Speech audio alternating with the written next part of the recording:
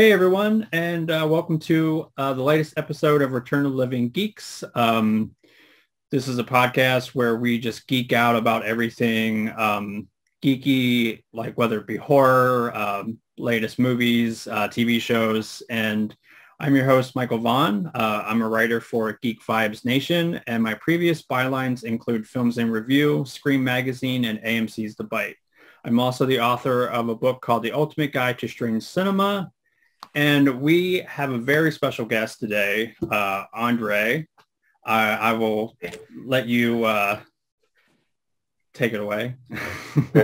Well, hello. My name's Andre. I am a co-host with Mike on the inimitable Humanoids from the Deep Dive, which is a podcast you can listen to anywhere, pretty much. So, yeah. We also currently now we write for Geek Vibes Nation, which is another outlet that is pretty rad. You should check it out. As of now, I only have like one article on there, but I'm waiting to review some other stuff. But in fairness, it is a hell of a good article. Like that was a really good read. There's one thing I wish I could put in there, which is specific to like how much I like that movie, and it's about the Texas Chainsaw Massacre: The Next Generation, starring Renee Zellweger and Matthew McConaughey. It's specific to the director's cut, not the theatrical cut. So if you read it and you think I'm a fucking idiot, and you watch the movie, it's the director's cut. So watch that. Well, so I feel like, okay, we've already kind of bonded over movies, but when somebody's like, I also love Texas Chainsaw Next Generation, I'm like, okay. Yeah. I mean, Leatherface kind of brings it into like that elevated territory. I hate that fucking term, like in horror. Yeah. But I don't know. It's almost the opposite of nuance, but charged in a specific energy that really takes it to the next insane level of filmmaking. Where in the first one, it's a little like the point's almost been made, but in Next Generation, it takes it another step, which I think that's what it has going for it first and foremost. Yeah, I think I was telling you that like that movie was kind of like a cable staple. So, yeah, we should do a whole episode on that because I could just like spend the whole time just talking about that movie. But we are talking about My Bloody Valentine. This little beauty here. Vanna Whiting this here. Yeah, so I feel like everybody's pretty familiar with the film, if not the original 1981 film, but also like for the 2009 remake. But it is a pretty simple premise. It's a sort of like local like legend or folktale about Harry Warden, this survivor of a mining accident, and I don't want to give too much away if you haven't seen it, but he kind of seeks revenge. But is it him? I don't know. You just have to watch it, I guess. But gosh, I feel like I've seen this like a dozen times, and it's always so much fun. So it's got so much staying power. Like as a slasher, there's not a lot of like early 80s slashers that really kind of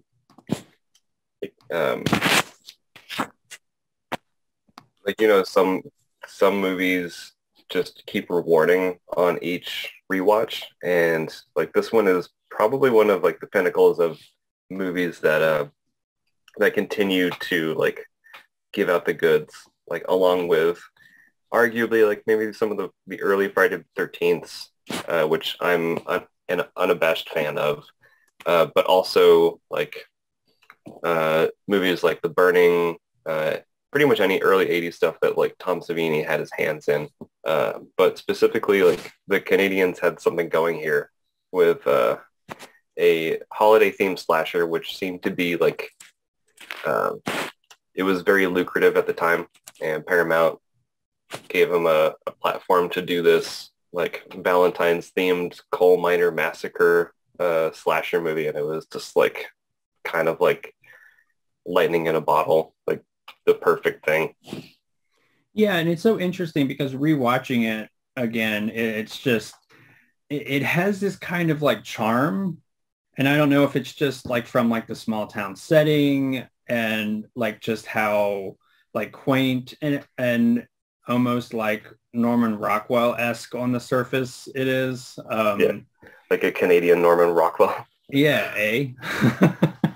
Okay, so that's the other thing. If you haven't been able to tell already, like this was filmed in Canada, and but it's supposed to be like set in like rural America. Does it say specifically where it's supposed to be set? I feel like it never does, right?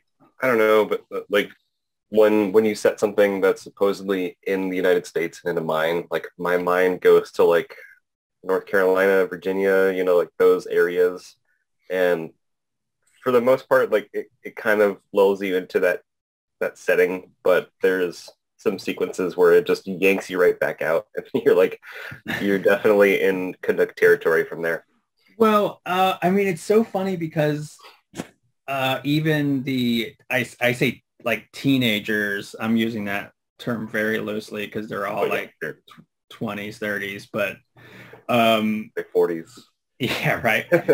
I mean, they'll be like, "Oh, how's a boot we go to, you know," and then it's like, "Oh yeah, okay, they're very Canadian." Yeah.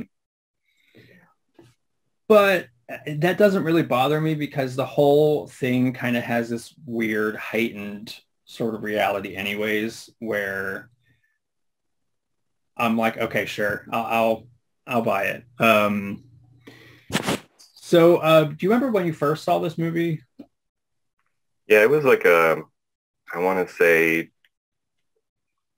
not that long ago, like 2017, 2018. And it was, I timed it so it would be either on or right before Valentine's Day. Oh, nice. I was doing a lot of holiday like slasher and horror movies at the time. I was discovering a whole bunch of stuff. Like there's like Terror Train, New Year's Evil. I was doing My Bloody Valentine. I was at that point I set up a Leprechaun series where each St. Patrick's Day I would watch the next Leprechaun movie. Nice. So yeah, this was like a banner year for me in like holiday horror. So yeah. So not to digress, but can I say something very controversial? I do not like Terror Train. Terror Train's fine. I mean, the only thing it's got going for it to me is like the opening. It's got Jamie Lee Curtis and just a neat-ish like killer disguise and aesthetic. Other than it being set on a train, it really doesn't have much like notoriety or like anything like really substantial going for it. Yeah. A neat movie. I should try to watch it again. It was funny because like I liked it kind of early on, and then I like got the Blu-ray, and I remember actually having like a bunch of like people over to watch it, and we were all pretty bored Yeah. by the movie. Like you said, there were some cool sequences, and then there's like I remember like it was just a lull in the action where everybody was just kind of like, Yeah. It's like it reminds you that a lot of people when they're on trains, they mostly just sleep. Which is something that you could do during this movie if you feel so inclined. Not to dunk on it, but yeah. Yeah, no, I mean, getting back to the My Bloody Valentine though, I feel like like I was like pretty fortunate. I had like a really good mom and pop video store, and they had like all of these kind of movies. So like early teens, like that was all the stuff I was like devouring, was like all the slasher movies, everything. So I'm pretty sure My Bloody Valentine was like one of those like video store rentals. And then watching it more as I get older, I kind of like notice all like the kind of it's very tropey, right? But then you have to kind of remind yourself, oh, well, this was pretty much the very beginning of when everybody was making what would be considered like the cliches or the tropes. So, I mean, it's interesting because, like I said, watching it now, it's almost like borderline satirical. Yeah, it does work on that level. Or at the very least, it's got its own like sense of humor about itself, and it's not afraid to like have fun with itself too. Like, yeah, and that's another thing that I really give this movie a lot of credit for. It really walks that razor's line of humor, and it actually has some like genuinely creepy moments. mhm. But it's able to sort of get that mixture quite right, because I know that like it's not, I would definitely say it's not a horror comedy, but it's a horror that has a nice mixture of some comic relief within it. Yeah, it's almost like, so they put this out before most of these trends caught on, but they were still doing it post Friday the 13th, where at least the first few, they had like these gratuitous campfire tale scenes, which The Burning also did too. And there is like almost an exact like campfire scene Yeah. where the legend is like told to patrons of the bar, which it happens in a bar where the bartender is telling the story, and it dives into like it cuts to B-roll of like the of Harry the miner who is trapped down these mines, and then the bartender is talking about why we've never had a Valentine's Day dance in 20 years, which I still find really amusing. Is that's the reason that he's killing people, is because they held a Valentine's Day dance and he died, or was trapped in the mines. There was like a big explosion and everything. So he comes out every Valentine's Day to make sure that no one's going to a dance. And as soon as he hits like a very serious beat in that story retelling, we were just talking about this earlier, but someone is like behind the bar, like one of the minor goofsters is like, he pops up and then he just like blows a big fat raspberry at the bartender telling the story, and he's like, I'm just gonna go to the fucking dance anyway. How about that? Yeah, I mean, sorry, not sorry. I know, it's so funny because like it is like again, the preceding scene is like really serious, and you do get really caught up in his story, and then it's just like the punchline is just mwah. Yeah. Like, fuck you, old man, I'm going anyway. Right, and you're like, oh, he's so dead. Yeah. March for Death is like, that's one of the other tropes, is like when people deliberately do something that's against the main narrative of like the killer or whatever malignant force it is. Like, they pretty much just have a target on their head. Yeah. And watching it again, I certainly appreciate the practical effects. Like the kills are really good. Yeah, I'm so glad that we've had this cut for a while now, but the director's cut, adding the gore cuts back in. Yeah, with the one of the kills that I still like a lot is when one of those guys is like trying to rig like a fake trap to catch like some of the guys who want to do the dance anyway, to make it look like Harry is behind the door, and like when you open the door, his arm just goes up and hits you in the head with a pickaxe. He opens it because he's so amused at it, and then Harry is actually behind the door, and then he goes directly under his chin, and then his eyeball just like pokes out from the pickaxe tip. Is honestly one of my favorite kills. Yeah, that's such a good scene, because not only is it just a really gnarly like death scene, but it again is set up so well because you keep going like back and forth. Like he's like, okay, the dummy's in, pops out, puts the dummy in, pops out, and then you don't see him, and then the real guy comes out. Yeah. But it's so well timed that, I mean, I could see that being like a really effective scare, like in the theaters. Yeah, especially like if he kept doing it like over and over again, where like the trap is still going off exactly as he expects, and he's just like he's so amused with himself. Like you could actually put into a point where you're just like mesmerized by the continuous repeated motions, and then all of a sudden it just like it jumps out at you. Surprising, but you know, like he does it like 4 or 5 times in the movie, so it's still pretty excessive. It is kind of like, okay, where are they going with this, right? Like probably more savvy film viewers will like assume he's gonna pop out, but I mean, I could definitely see at the time that getting a nice reaction. And I guess that was the bartender, right? Like the crazy old Ralph of this movie. Yeah. I guess he is kind of both.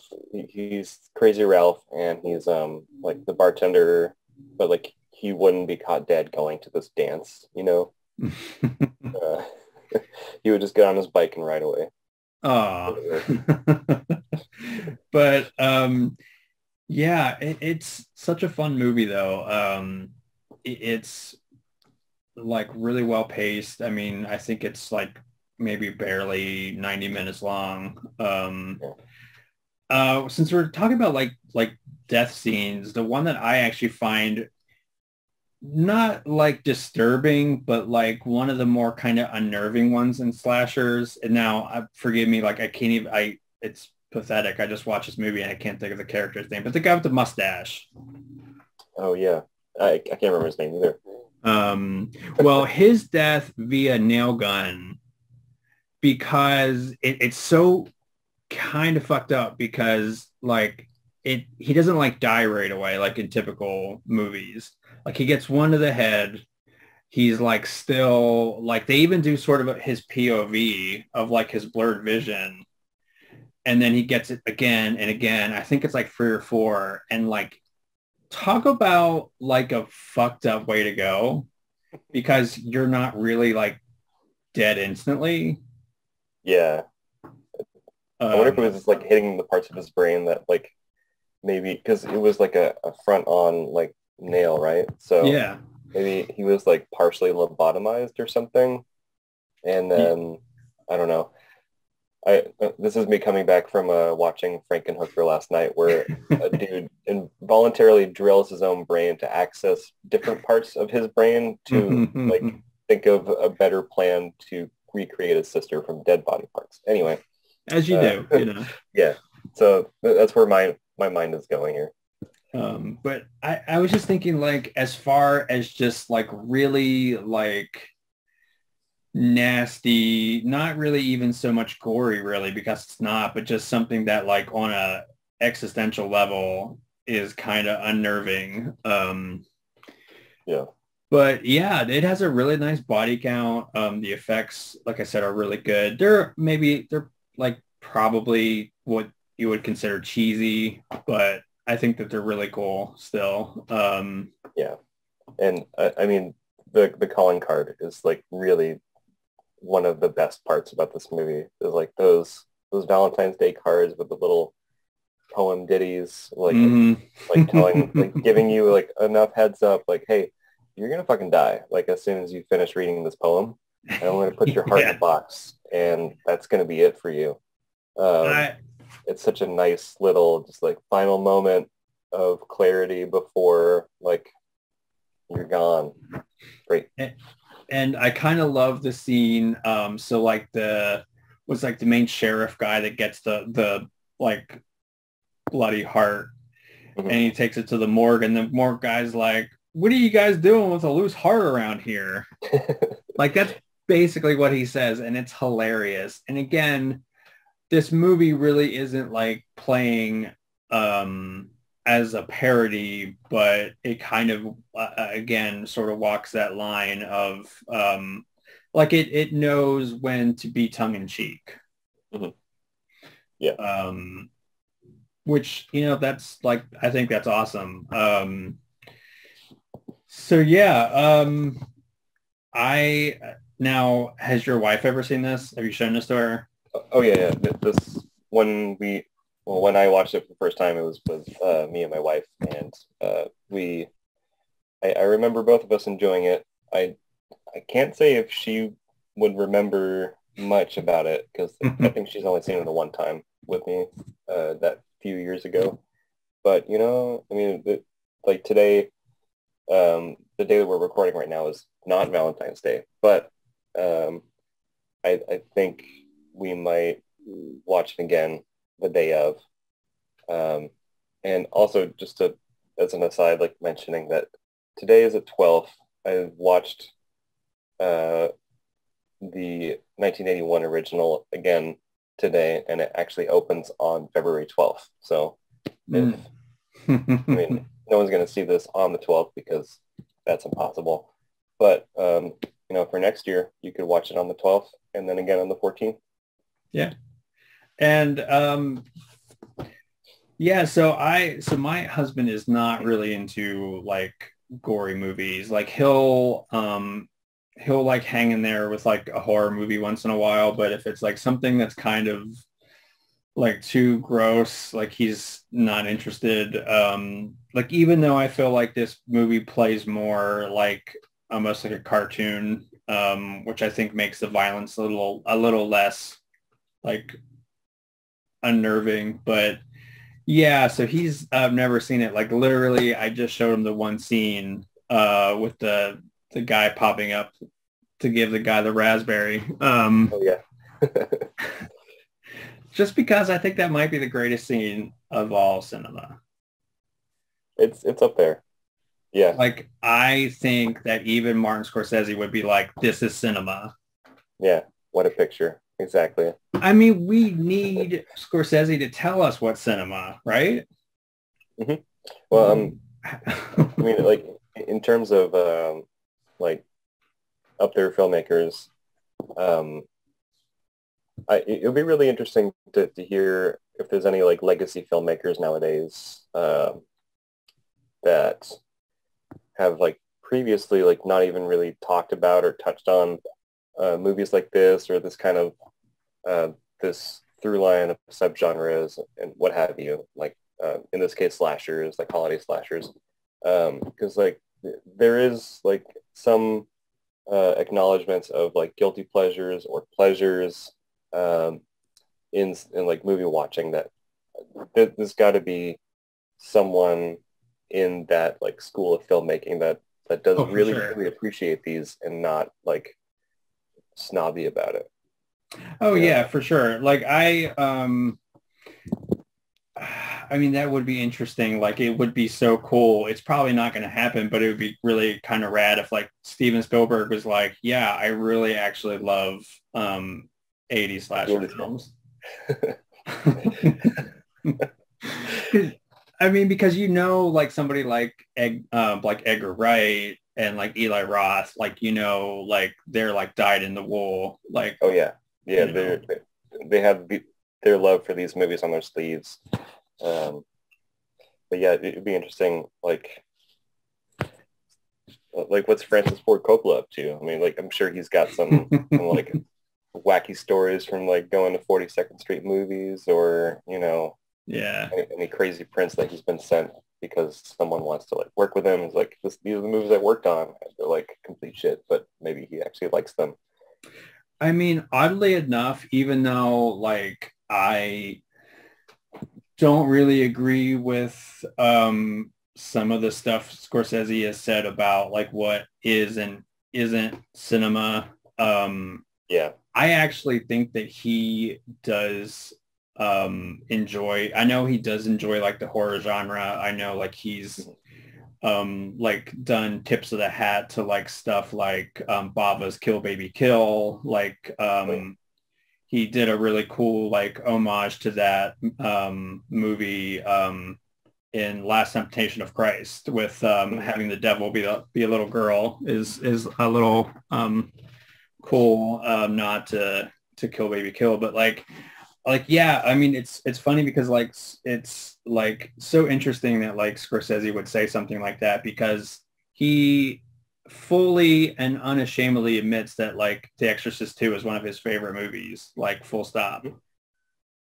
Yeah, and like I mean I'm gonna say it. I actually like Exorcist 2 quite a bit, and like Yeah, I understand the dislike for it, but like it's something new and different, and it's like a complete 180 from the first. And like obviously you can't just make the first bigger and better.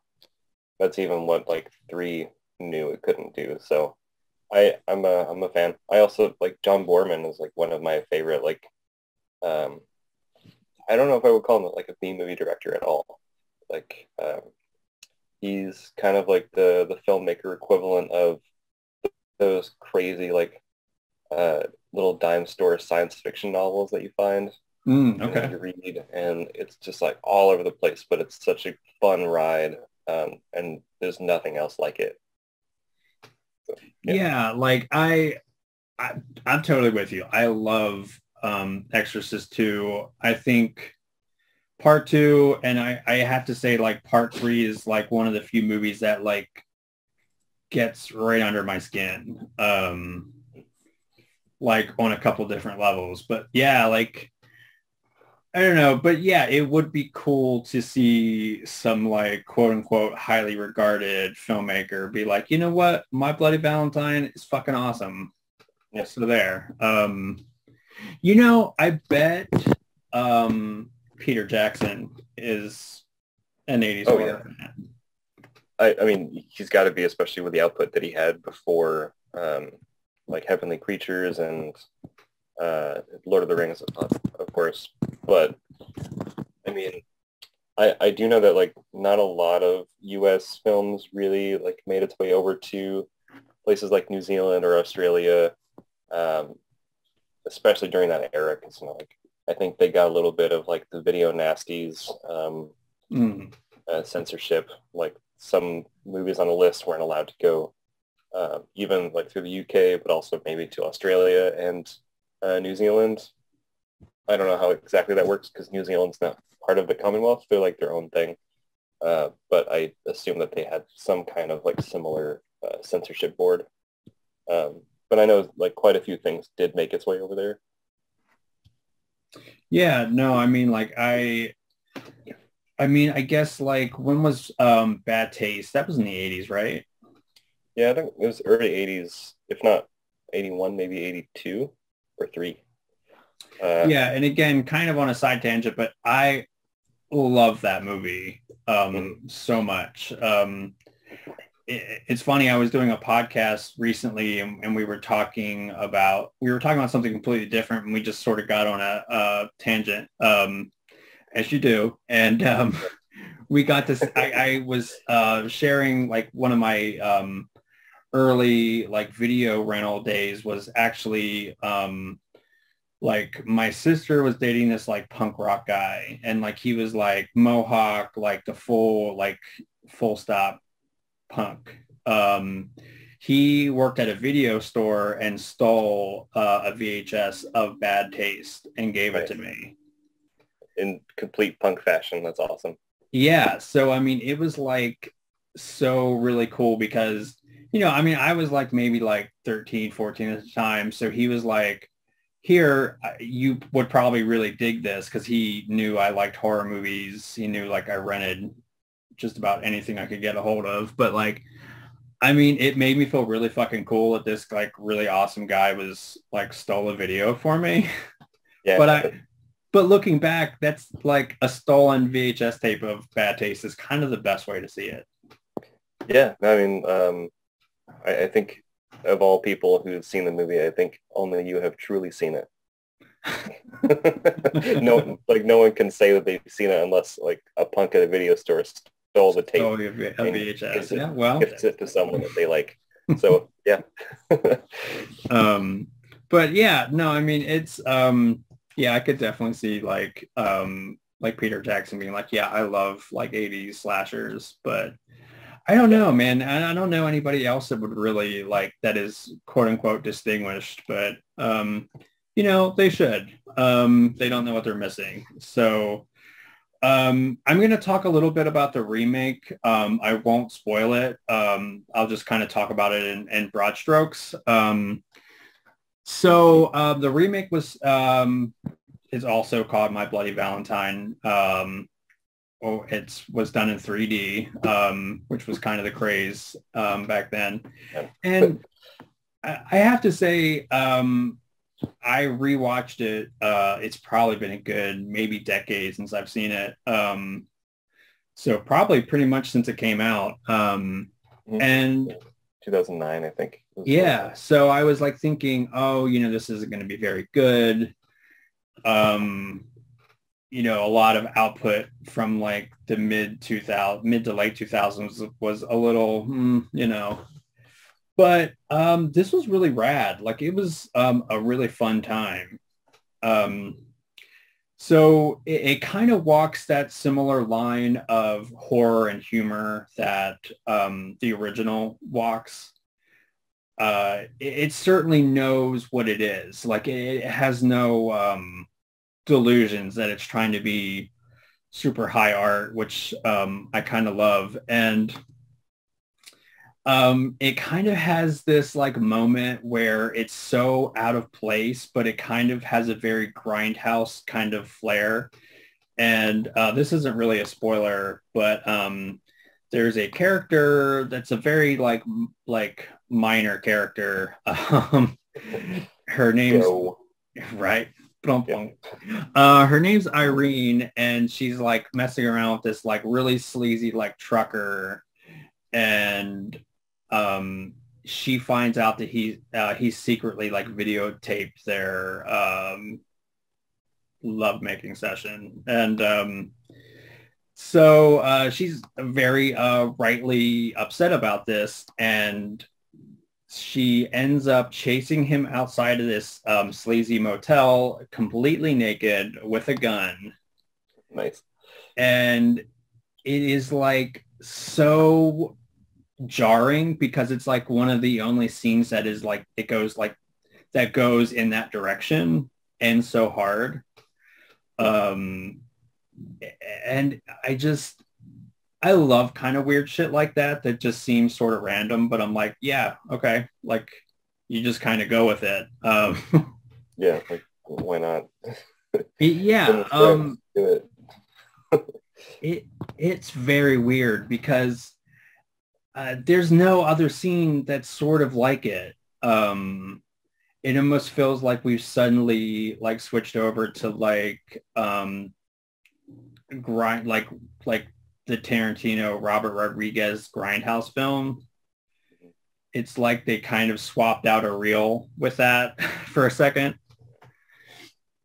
which I'm not complaining. Like, but it's really something. But the film does have a really decent sort of mystery. Like it's essentially sort of a whodunit, but like it's a little obvious, but I'm not going to spoil it. There is some nice misdirection. I think it's a pretty decent cast. I think it was Jason Eccles is one of the stars. And it's pretty fun. And I definitely recommend it. Like it has Tom Atkins in it and he is great. He kind of hams it up. I mean, he's always a win. Like, he's in it. I'm probably going to watch it. Yeah. No, I haven't seen the remake, but does Atkins play like the sheriff or is he like one of the like town planners or something? I kind of don't want to give it away, like, cause, I sort of don't want to give away, which is with like the plot wise, but like he's in it. And like, I will say that like, he is just as badass as he's kind of always is. So, yeah, like it's fun. Again, like the gore effects are pretty hot and heavy, but they're very like overly CGI'd. Yeah. It's not, Yeah. That's what you get in the 2000s, I guess.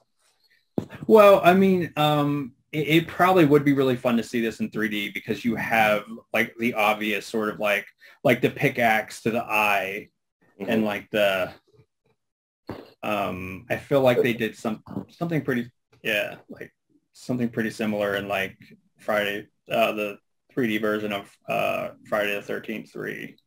Okay. Yeah, I think there's like maybe the harpoon shot or something like that from Friday. Yeah, like you know, I'm all for some of that gimmicky shit, but like not all the time. Like maybe one or two like little shots here and there, more like in uh, from what I've seen of like 3D movies, like Friday the 13th Part 3, it's like people just holding up like blurry objects in front of you, and then you're Or just like like the yo-yo. yeah, it's just like some of like the weirdest, like obviously producer decisions to put into a shot. But you know, if it's done tastefully, at least by the cinematographer or the director, like you're gonna have a good time with it anyway, because it's really just a moment in the movie. Yeah, and I mean that's a great point, and like I didn't really feel like it was overtly gimmicky. Like I could tell that they at least sort of utilized the 3D or what it seemed like. Obviously I didn't see it in 3D, but like it looked like the shots that they did utilize the 3D was actually like pretty interesting. And yeah, I mean it's got a really great cast. Again, some of it's a little plot wise, but I don't know. It's fun, and like I said, it kind of has that similar sort of line of horror and humor. And one other thing that I will really give props for the remake is so the original, you know, like the idea of having like a killer in this like mine is pretty awesome and kind of horrifying. And I feel like the remake really like utilizes that to its most effectiveness as far as like atmosphere and really like, you know, I could see like a lot of maybe like screams and stuff in the theaters from like maybe not so horror savvy people because I mean there are some like really good like pretty decent jump scares that are like well timed and paced, and again it has some really good like it's so fucking creepy down in the mine, and then you have a fucking like mass killer down there like it's yeah. I do remember seeing a bunch of trailers for this back in the day. And like I do remember that during those trailers, like a lot of people were responding in that way. Oh yeah, they did one of like, those like the nice. Yeah, it's been a while, but I think that at least one of the trailers that I saw had like the breathing sound effects over everything, and then like there was some choice sound design, and then maybe like a jump scare right at the end before the title card comes up, and then just like murmurs in the crowd of like that doesn't look scary, or like I'm gonna go check this out, like do you want to come with me, Linda? That kind of shit. So it definitely was effective. Just at the time when I was a moviegoer, I was not a horror fan. So, but yeah, I do remember that trailer for sure. Well, to be fair, like how old were you in 2009? Like you were... I was 18. Okay. Depending on the month, yeah. Definitely So still like high school for me. Yeah. Wow, I am so old. I'm not going to say how old I was, but anyways, moving on. You're 18 too. Sure, yeah, we'll go with that. But yeah, no, it's a lot of fun. I was saying this a little bit earlier, but if you do want to check it out, at least in the US anyways, it's on HBO Max right now. So I think it's definitely worth a watch.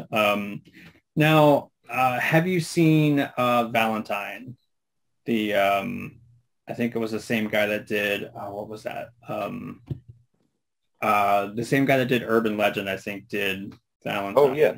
yeah, yeah, yeah. Jamie Blank. I think. Hmm. Yeah, Valentine's great. I love Valentine. Yeah, that's I had to see if that I checked actually I checked. I think I'm gonna rent that off Amazon because I I've been meaning to get it on Blu-ray, but like it's just I've been dragging my feet on that. Like I remember really liking it though. It's pretty fun, and also it has that through line of like reading a poem right before you get killed, mhm. which like I'm pretty sure Jamie Blanks also really, really dug that aspect of My Bloody Valentine, and he wanted to at least, if not have like a nod towards that, other than it being a Valentine's Day themed like killer almost, like go a little bit more intense with it because like the poems in Valentine are actually a little bit longer and way more sinister. Like they're also very personalized too, Yeah. without getting too much into it. But uh, also a great cast, like really, really great cast. Um, I think it was Denise Richards was in this too, right? Yeah, that's right. Yeah, yeah. Um, I mean, just Denise Richards alone, like there you go. all you need to do is know that she's in it, and then you just got to watch it. Yeah, like I'm very curious. I think Monday I'm gonna like just spring to like rent it on Amazon because it's been a while and I kind of wanted to like have it watched before this recording and then like just like life gets in the way. But Mhm. yeah, I remember at the time like really being into it because I feel like I was such a big fan of Urban Legend that I like wanted to like specifically seek this one out as well. Mhm. Also, can we just all collectively as a nation just say that Urban Legend is the best post-Scream movie? I mean, Yeah, I think it's time to acknowledge that. what? Yeah, like I love I Know What You Did Last Summer, and that's good and everything, but like Urban Legend is just like, I think it's the best post Scream post I Know What You Did Last Summer for sure. But like the thing with I Know What You Did Last Summer is so it's based on a book, right? So the from what I've heard, I haven't read the book, but it's supposed to be a little bit more biting in its like in its depictions and systematic killings of the teens who know what they did in the aforementioned last summer. Uh, so I think the film probably got a little bit too like not as intense as the source material. And I think the okay. author might have said something about it. It's been a little while since I heard about that, but still, Urban Legend. I mean, like, there's a lot of stuff to go on from there. There's a lot of the source material for Urban Legend. I think is a little bit more intriguing to me, at least. Yeah. Yeah, and again, with this kind of ties into My Bloody Valentine, where Urban Legend is clearly, horror, but it's comedy, he obviously kind of loves that sort of mixture of like the horrific and a little more of the satirical. Yeah, like yeah, that movie slaps. So, yeah. Was there anything else that you wanted to kind of talk about with any of the films that we mentioned? I mean, so you might remember this. Somebody on Twitter doing Twitter things, being wrong on the internet, as it were. They, I think it was someone who was watching My Bloody Valentine for the first time.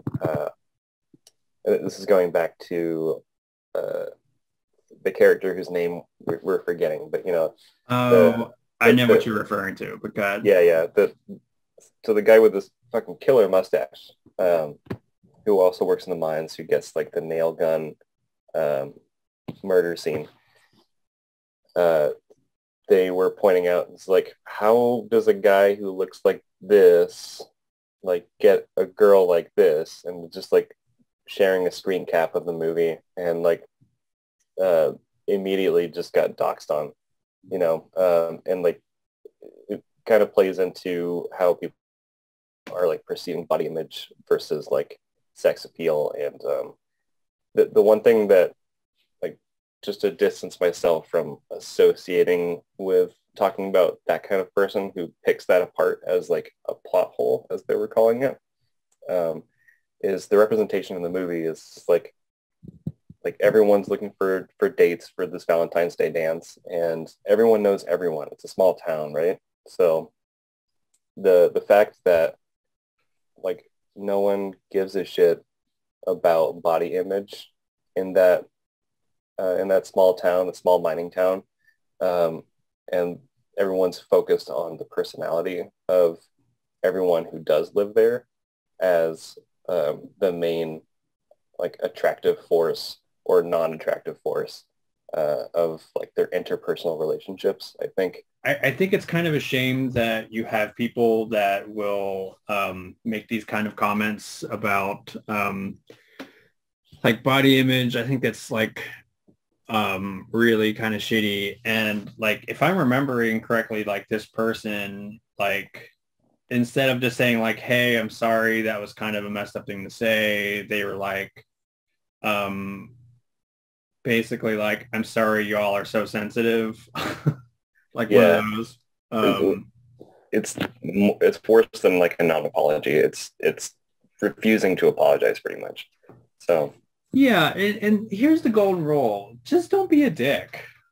I mean, like that rule is so malleable for some people, where like they can say that they weren't, but it really should be objective, like guidelines to not be a dick.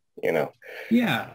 I mean, the thing is like, I, um, I mean, I'm more like, okay, I'm attracted to like personalities instead of like the physical. Like, yeah, there's a physical component. I Mhm. mean, but like, I would take somebody that's like more,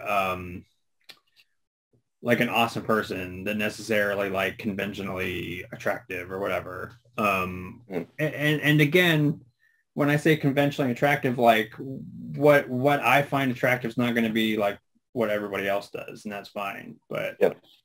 yeah, just don't body shame and don't be a prick. So that's pretty easy things to do. um, but if I had some final thoughts, just to sort of wrap everything up, like My Bloody Valentine, the original, is a lot of fun. It's not going to be probably everybody's cup of tea. The plot is maybe a little shaggy in parts, but there's a clear vision there, and it is well directed. You could tell it was made on a budget, but it actually doesn't feel super DIY low budget either. Yeah. Um, and it's not to say that this is like a super low budget movie, because they did have somewhat of a budget. It just like wasn't like a huge, Yeah. I mean, because Paramount did pick it up, and they wanted to do it, which is interesting because Paramount also did like the first 7 Friday the 13th movies, and like one that was the market they were going for.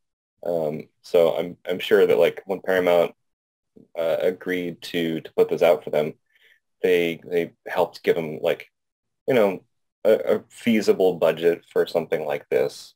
I don't know what, uh, having like researched some like Charles Band movies, like I don't even know what budget is like reasonable for like a Paramount slasher anymore.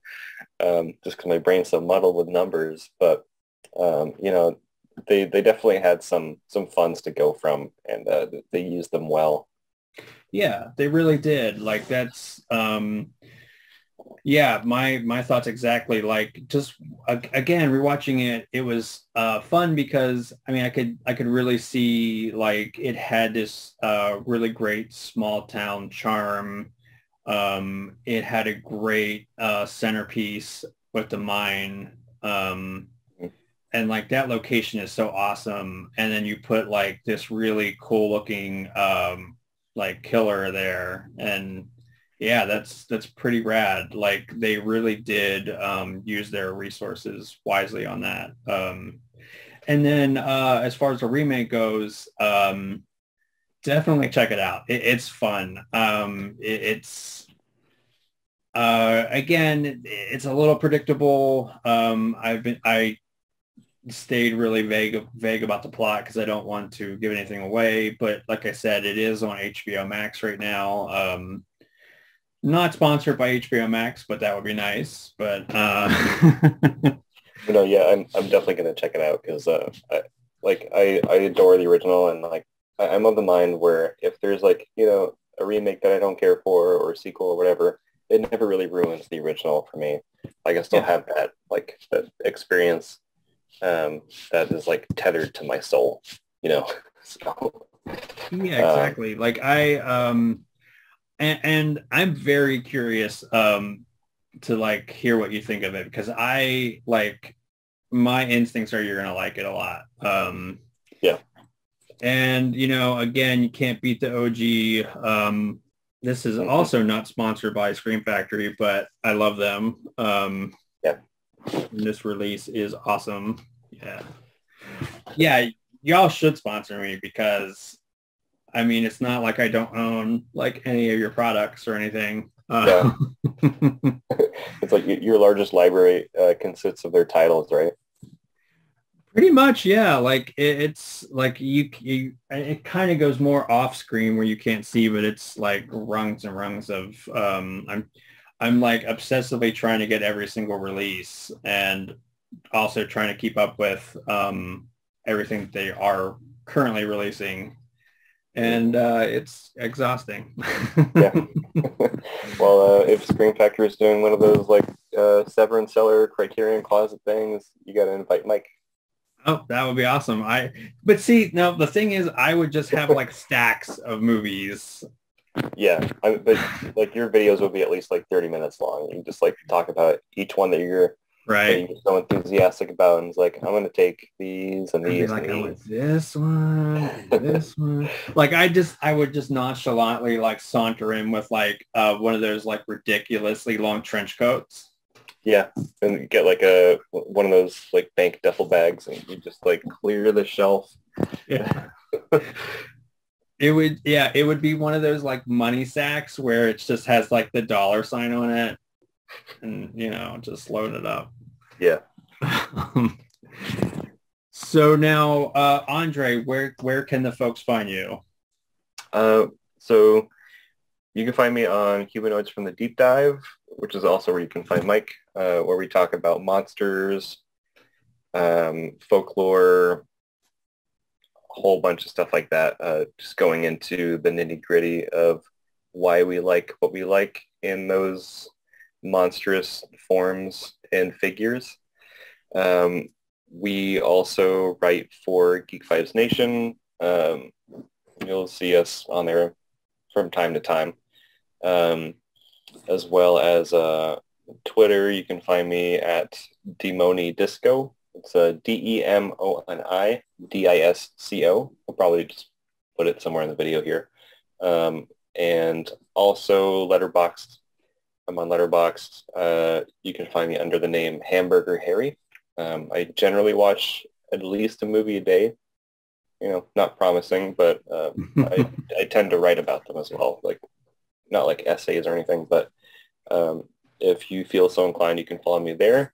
And I also have a small movie blog that I've been running before joining Geek Vibes Nation over at medium.com. It's called Celluloid Consomme. And it's very infrequent. Like whenever I feel like writing about something, I'll just write something. So you can check out what I have over there. And yeah, that's pretty much it for me now. Okay, that's awesome. Yeah, and I'll link all that stuff in the description, so it'll be easy to find. But thank you so much for coming on. This was really fun. And Yeah. so if you like this video, definitely be sure to give me a like, subscribe, and we will certainly have some more really good videos coming up. So you don't want to miss that. Thanks.